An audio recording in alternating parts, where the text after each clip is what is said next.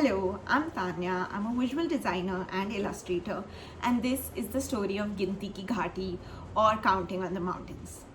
I live in Shimla, Himachal Pradesh, and I take art classes in a small local school over here.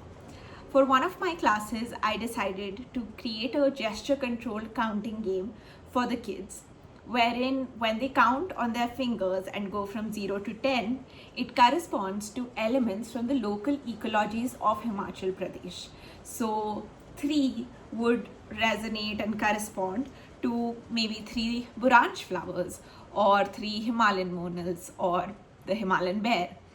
And to do this, I first illustrated the 10 elements. Then I designed a simple UI on Figma, and then I took it to Claude and made a few changes in cursor so that the interaction bit of the entire game is ready.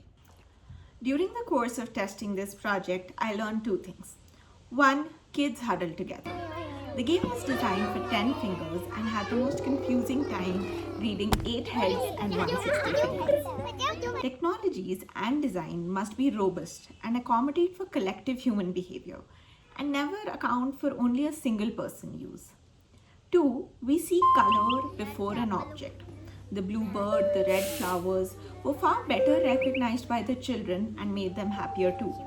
To combat the second problem, I added bright colored bubbles to the elements so that the browns don't merge with the background. The first problem, however, I took help from the class teacher who asked the students to form a line and come in order.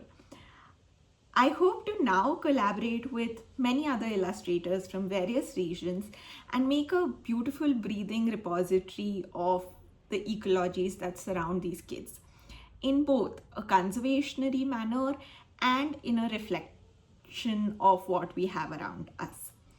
I also realized at the end of the day that more than a counting game, this was a game and exercise of noticing. Now, when the kids are outside, they often claim that that monal was in that game.